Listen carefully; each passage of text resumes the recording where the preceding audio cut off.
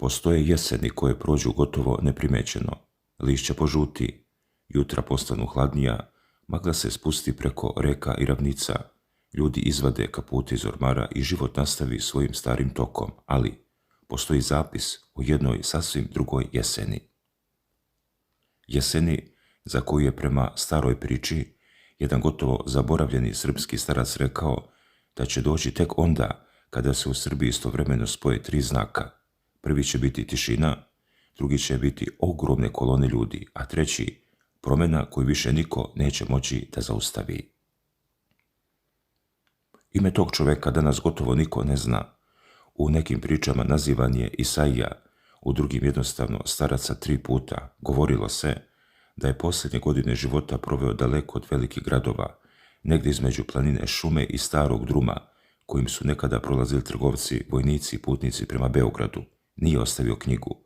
Nije imao učenike koji su zapisivali svaku njegovu rečenicu. Ostala je samo legenda i nekoliko rečenica koje su mu kasnije pripisivane, a najčudnija među njima odnosila se upravo na Srbiju. Govorio je navodno: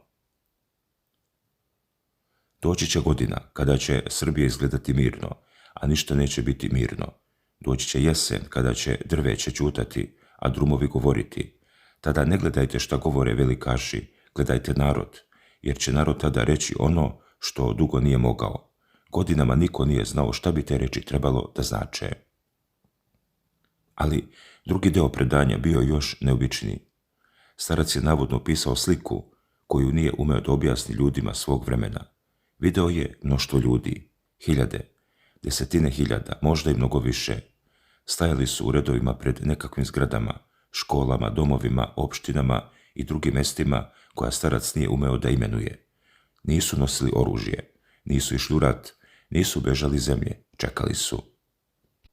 Svako je držao nešto malo u ruci, komad papira. Starac je navodno rekao: vidah Srbiju kako stoji u redu. Ljudi su ga tada pitali zašta čeka, a njegov odgovor bio je da progovori. Upravo je ta rečenica kasnije postala središte čitavog proročanstva, jer starac nije govorio o pobuni, nije govorio o vojsci, nije govorio o rušenju države, govorio o nečemu mnogo tišem, o trenutku kada ogroman broj običnih ljudi odlučuje da više ne posmatra događaje sa strane. Dragi gledaoci, prema predanju, Isaija je govorio da će se velika promjena u Srbiji približavati polako, toliko polako da će oni na vrhu posljednjih shvatiti šta se događa. Prvi znak neće biti na ulicama, bit će u kućama, za stolovima, u prodavnicama, na pijacama, u autobusima, u razgovorima ljudi koji se godinama nisu slagali ni oko čega. Starac je navodno rekao: kada dvojica koji su se juče svađali počnu da govore o istoj brizi, približilo se vrijeme raskrsnice. To je prvi znak. Ne jedinstvo oko jednog čoveka, ne jedinstvo oko jedne stranke, nego osjećanje da nešto mora da se promijeni. Drugi znak bit će drumovi. Vidjet ću puteve pune pre svitanja, pripisuje mu legenda. Ljudi će rano izlaziti iz kuća, stariji će ustajati pre prvog svetla, mladi, koji su godinama govorili da ih ništa ne zanima, odjednom će želeti da učestvuju. Porodice će razgovarati, telefoni će zvoniti, ljudi koji žive daleko pitaće se šta se događa kod kuće, a onda dolazi treći znak. Najvažniji, tišina. Starac ju je navodno zvao velikom srpskom tišinom, govorio je: čuvajte se dana kada Srbija utihne, kada narod prestane da se svađa sa gospodarima, gospodar će pomisliti da je pobedio, a tada će početi ono što niko nije očekivao.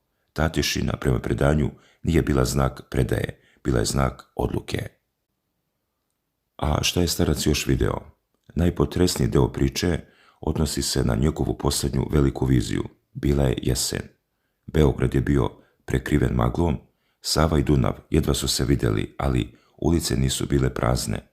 Starac je opisivao ljude koji izlaze iz svojih kuća, prvo desetine, onda stotine pa hiljade. Nisu svi išli na isto mesto, ali su svi izgledali kao deo iste slike. Video je Novi Sad, video je ravnicu, video je centralnu Srbiju, video je jug, video je zapad zemlje i svuda ljude. Nisam mogao vidjeti kraj kolone, navodno je rekao. Jedan od ljudi koji ga je slušao pitao ga je: da li je rat? Nije. Da li narod beži? Ne. Zašto su onda svi na polju? Starac je dugo ćutao, a onda odgovorio. Biraju put. Nije rekao koga, nije rekao između kojih ljudi, nije izgovorio ime ni jednog budućeg vladara, samo je govorio o izboru puta. Zbog toga se u legendi stalno pojavljuju 3 druma. Jedan vodi prema zapadu, drugi prema istoku, treći ide pravo kroz Srbiju. Starac je govorio da će se Srbija drugo prepirati oko prva 2, sve dok jednog dana narod ne počne da traži treći. Kada prestanu da pitaju kome Srbija pripada i počnu da pitaju kakva Srbija treba da bude, tada će početi promjena. Dragi gledalci, a onda dolazi slika koja je navodno najviše uznemirila one koji su kasnije čitali predanje. Starac je video kutije, nije znao čemu služe. Ljudi su prilazili jedan po jedan, ubacivali su papire i odlazili, ali redovi nisu postajali kraći, naprotiv, bivali su sve duži i duži. Video sam sedog čoveka kako čeka pored mladića, video sam majku koja drži dete, video sam radnika čije su ruke crne od posla, video sam čoveka u odelu i čoveka u blatnjavim cipelama i sve čekaju isto. Starcu je prema priči tada postavljeno pitanje, ko ih je okupio? Odgovorio je. Niko. Ko ih je doveo? Njihova odluka. Ko im je naredio? Niko više. Upravo posljednja rečenica predstavlja prelomnu tačku proročanstva, jer Isaija navodno nije video promjenu koja dolazi od ozgo, video je promjenu raspoloženja od ozdo i govorio je da će oni koji upravljaju Srbijom napraviti jednu veliku grešku. Prekasno će primijetiti da se narod promijenio. Prema predanju, u prvim danima te jeseni sve će s polja izgledati normalno. Institucije će raditi, automobili će prolaziti ulicama, prodavnice će biti otvorene, televizije će emitovati program, političari će govoriti, bit će obećanja, bit će velikih reči, bit će uveravanja da je sve pod kontrolom, ali starac upozorava. Kada najviše budu govorili da je sve isto, ništa više neće biti isto, jer promjena će se dogoditi prvo u ljudima.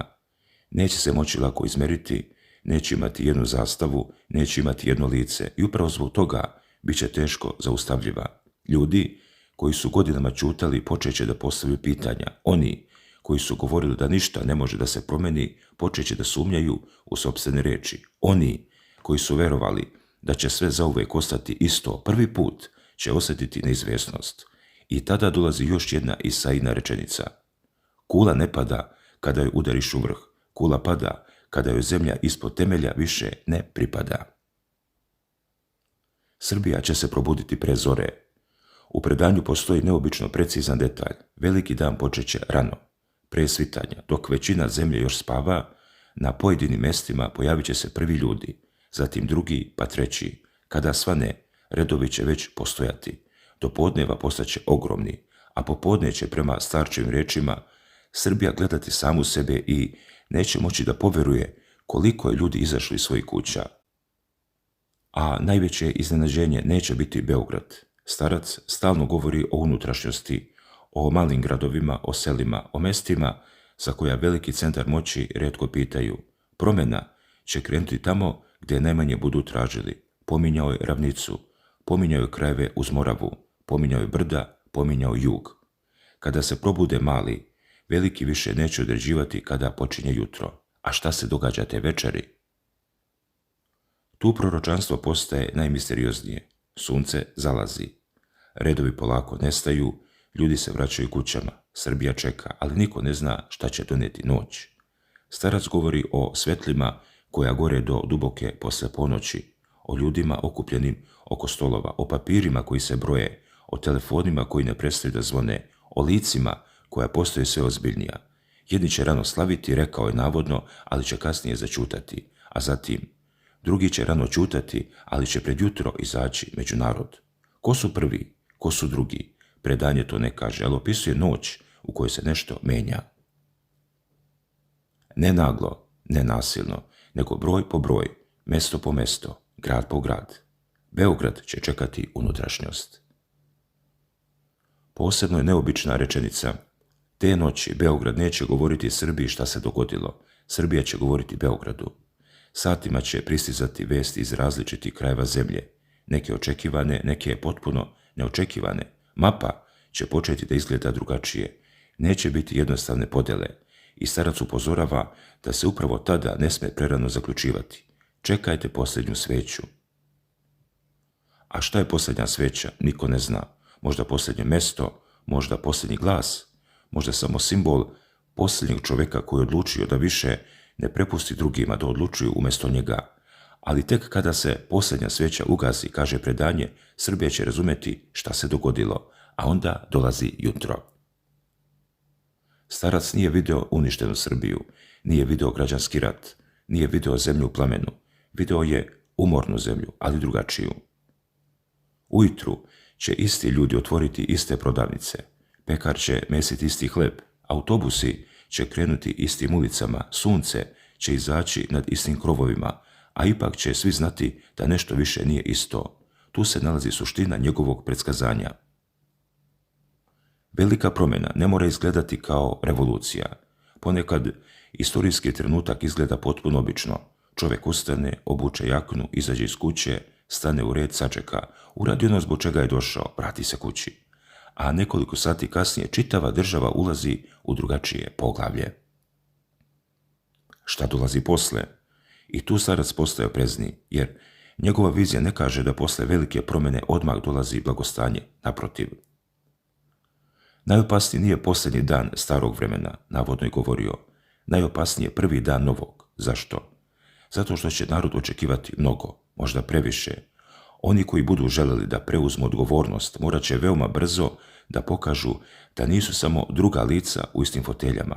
Starac govori o 3 iskušenja Srbije. Prvo iskušenje bit će jedinstvo, jer kada prođe veliki zajednički trenutak, stare podjele pokušat će da se vrate. Drugi će biti novac. Ljudi će tražiti bolji život, veće plate, sigurnost i razlog da mladi ostanu u zemlji. Treći će biti strani pritisci.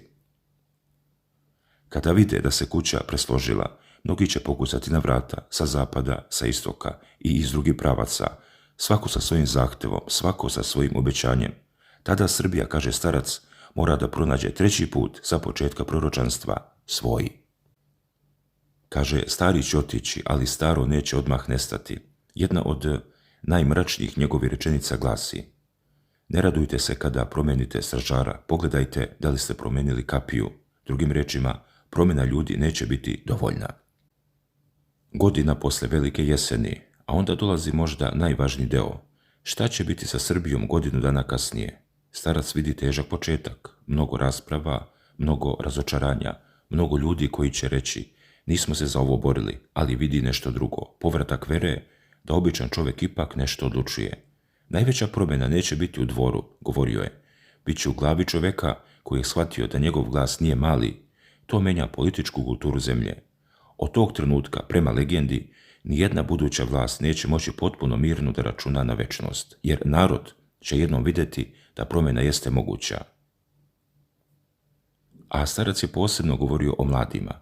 Kada se vrate oni koji su digli ruke od zemlje, tada ćete znati da je promjena stvarna. Ne govori nužno o masovnom povratku iz inostranstva, govori i o povratku interesovanja, o mladima koji više ne žele samo avionsku kartu u jednom pravcu, o ljudima koji počinju da razmišljaju da ovdje otvore posao, da ovdje podignu porodicu, da pokušaju. Ako toga ne bude, upozorava proročanstvo, velika jesen bit će samo još jedna promjena imena.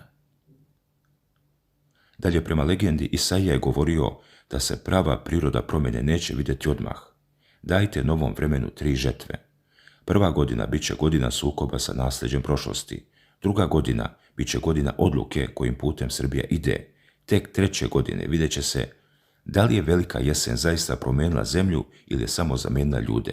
Ako Srbija uspe, govorio je, počet će period stabilizacije. Ako ne uspe, stari krug će pokušati da se vrati.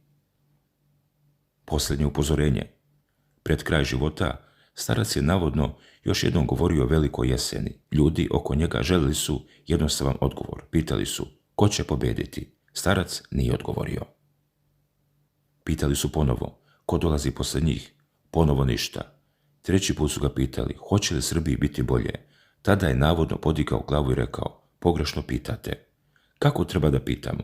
Pitajte šta će narod uraditi kada shvati da je odluka njegova. I tada je izgovorio posljednje riječi koje legenda vezuje za ovu viziju. citiram: Video sam jesen kako Srbija dugo nije vidjela. Video sam pune drumove. Video sam ljude pred kutijama. Video sam starce koji čekaju sa mladima. Video sam gradove koji ne spavaju. Video sam Beograd kako gleda prema unutrašnjosti. Video sam moćne kako čekaju brojke i narod koji čeka jutro. I video sam da se nešto završava, ali nisam video kraj Srbije. Video sam njen novi početak. Možda upravo zato priča o starcu sa 3 puta opstaje. Ne zato što daje ime budućeg pobjednika, ne zato što određuje datum, nego zato što govori o onom trenutku koji svaka vlast najmanje može da predvidi, trenutku kada veliki broj običnih ljudi istovremeno odluči da više neće prepustiti drugima da biraju njegovu budućnost. Jesen tek dolazi. I zato možda najveće pitanje nije ko će tada biti na balkonima, pred kamerama i u velikim dvoranama. Najveće pitanje bit će ko će biti dole.